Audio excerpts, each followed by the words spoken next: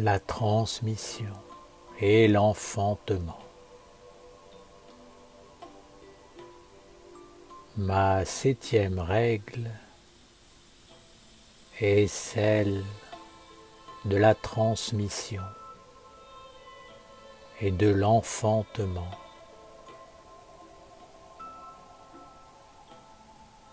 Enfanter, ce n'est pas uniquement donner un corps à un monde, mais c'est surtout et avant tout transmettre, c'est-à-dire être soi-même, ce qui est donné dans le réel.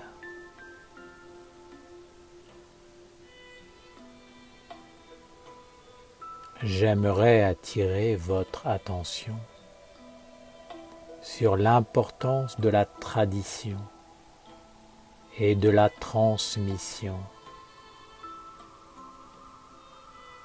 Le corps est une réalité.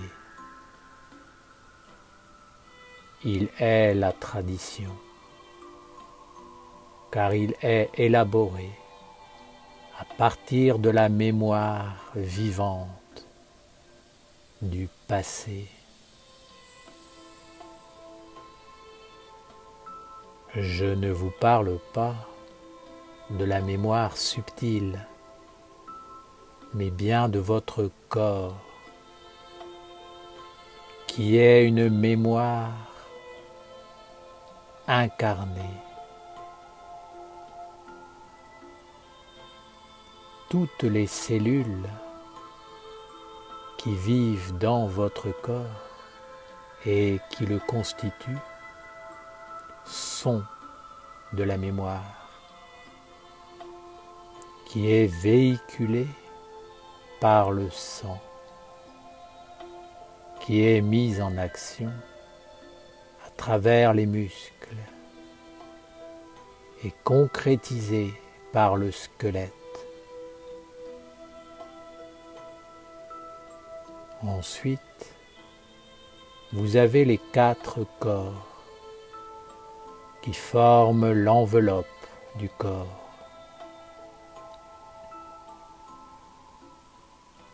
J'aimerais vous éclairer sur cette sagesse. Moi, Dieu la Mère,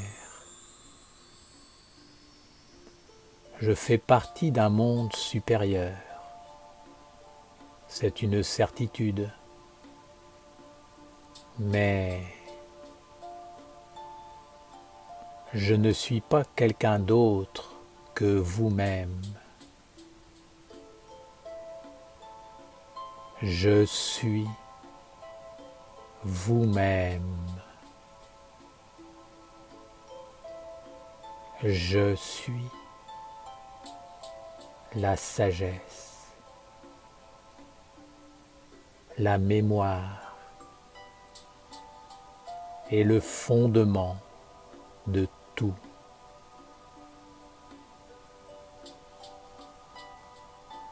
Je vous parle des mystères du corps,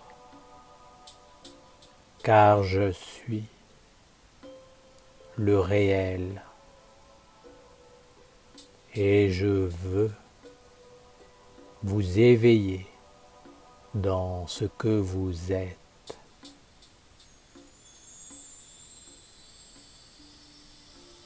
Vous vivez dans une tradition que vous avez reçue et que vous devez transmettre. Cette transmission est fondamentale car elle est votre futur. C'est ce que vous faites avec votre corps qui détermine votre destinée. car cela s'inscrit dans la mémoire de vos cellules, de vos centres d'intelligence et de vos organes. C'est cette action et cette mémoire qui déterminent votre présent, mais également votre futur corps. Éveillez-vous et prenez la décision de transmettre ce qui est sage, ce qui appartient à la lumière et à la vie authentique. La transmission ne peut se faire que pour ce qui est vrai, vécu, et qui vous appartient véritablement.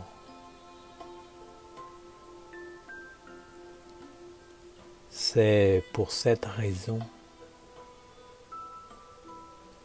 que je ne veux pas vous parler des mondes supérieurs,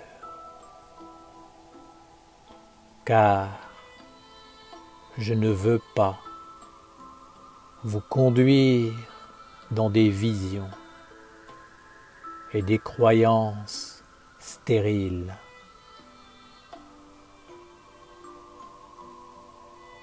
Oui, les mondes supérieurs existent, mais ils n'ont pas besoin de la femme. Et ils ne feront donc pas d'efforts pour elle.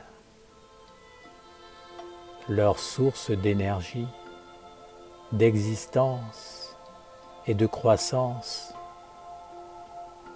ne va que vers le haut et très rarement vers le bas. Vous, les femmes, vous avez une source de croissance qui s'appelle la sagesse. Entrer dans la sagesse signifie que tu as compris les règles de la vie, que tu as transformé l'épreuve, as parcouru un chemin et as conduit tout ce que tu as rencontré vers un ennoblissement et une sublimation, une élévation des cellules. C'est cela, l'enfantement. C'est de naître toi-même à une qualité de vie supérieure. Par ma règle, je ne te parle pas d'enfanter des mondes à l'extérieur de toi, mais de t'enfanter toi-même dans la sagesse et la maîtrise. Alors, lorsque tu reprendras un corps, la transmission sera faite et tu seras capable d'appréhender le monde avec une sagesse innée. Ainsi, tu pourras éviter bien des pièges, des tentations, des épreuves inutiles qui te seront transmises par un environnement et des hérédités. Sache que l'éveil à la transmission est fondamental pour toi. Maintenant, demain et après-demain.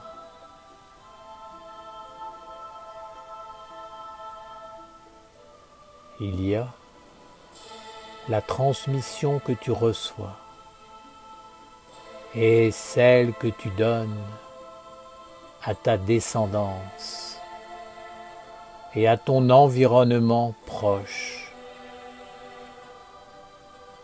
Je ne vais pas vous parler du grand savoir qui peut être acquis par la communion sacrée avec la nature vivante. La nature peut vous transmettre bien des secrets et vous imprégner de force si vous savez vous approcher d'elle correctement. Sachez qu'elle réagira toujours comme un animal. Si elle sent que vous dégagez une aura de clarté, de simplicité et surtout qu'il n'y a pas une graine de méchanceté, d'avidité en vous, alors les esprits des éléments s'approchent et même ils peuvent venir vivre avec vous. Ils sont curieux et ils aiment étudier la femme, la comprendre et peut-être combler les faiblesses, les manques, apporter des richesses. Un animal peut aussi faire cela, s'approcher de toi pour te réconforter, te dégager d'une tristesse ou pour t'apporter une présence bienfaisante et chaleureuse.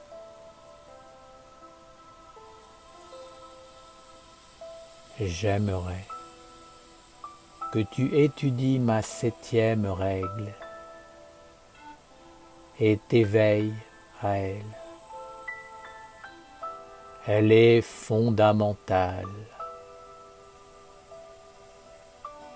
Tu dois être enfanté toi-même, car tu dois naître à toi-même. Pour cela, il te faut comprendre la tradition et l'importance de la transmission.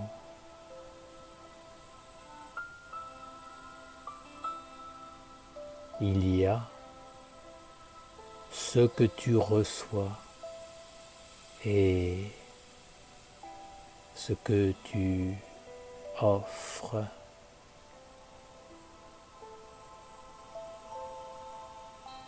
Comprends que mon enseignement et mon savoir-vivre sont moi. J'enseigne ce que je vis et ce que je suis. Je suis un monde réel.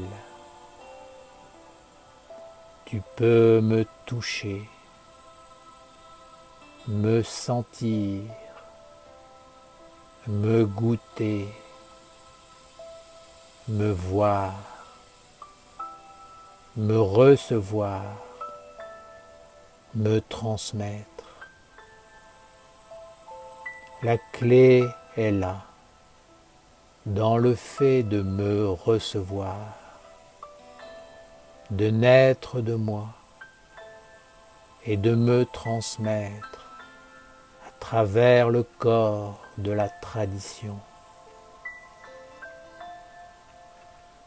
Les mondes supérieurs sont un autre monde, mais ils ne sont pas réellement concernés par ce que je vous enseigne.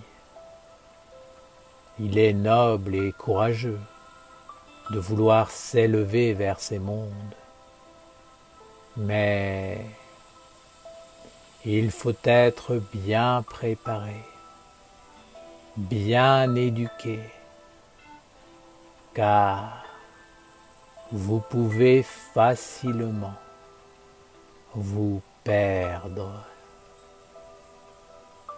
dans des illusions, des croyances, pour finalement rencontrer le faux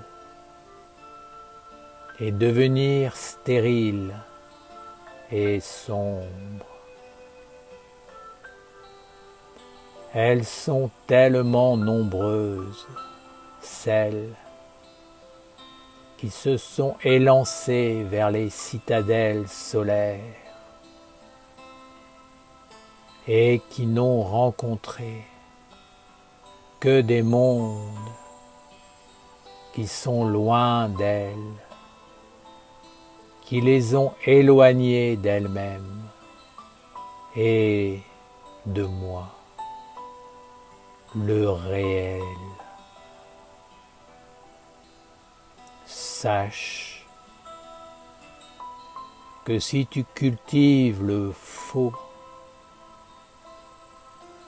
tu ne pourras pas naître à toi-même et encore moins transmettre ce qui vient réellement de toi.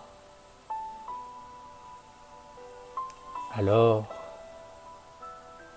lors du passage de la mort, il ne restera rien et tu ne pourras pas te construire un nouveau corps dans la sagesse. Moi, je suis la tradition et j'aime ce qui traverse les âges, les cycles, en demeurant identique et en grandissant en force et en sagesse.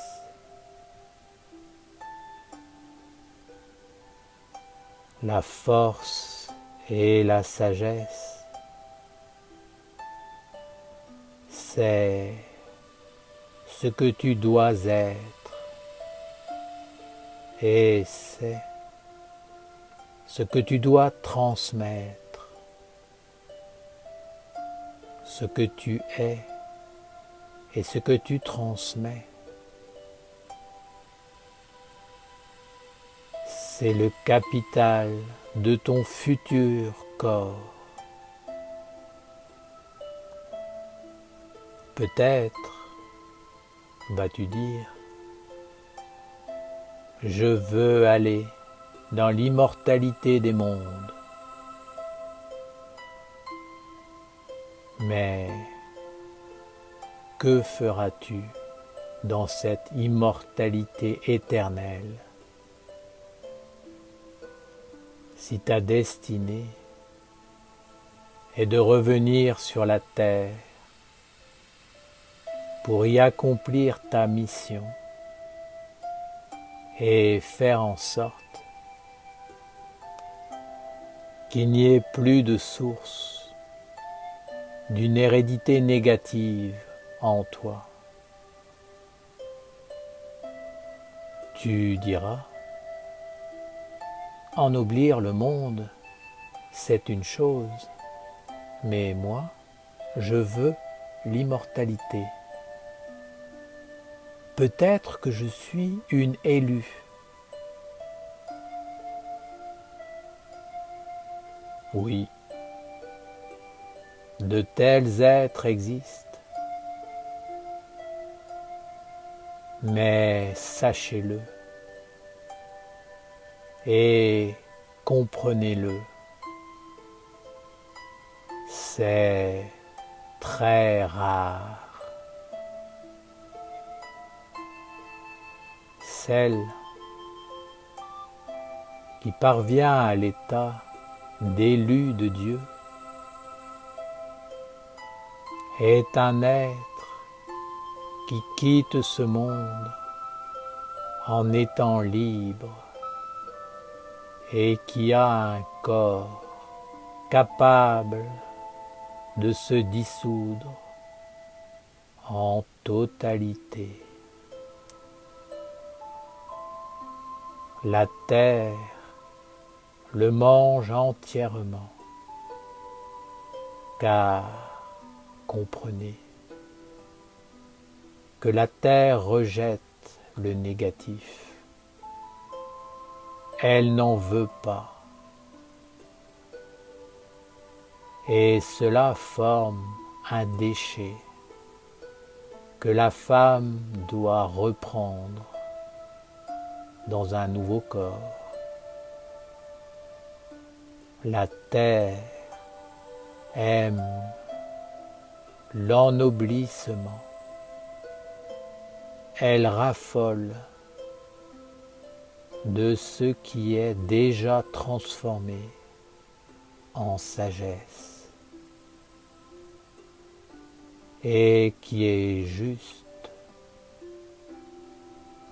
que l'écorce qui se détache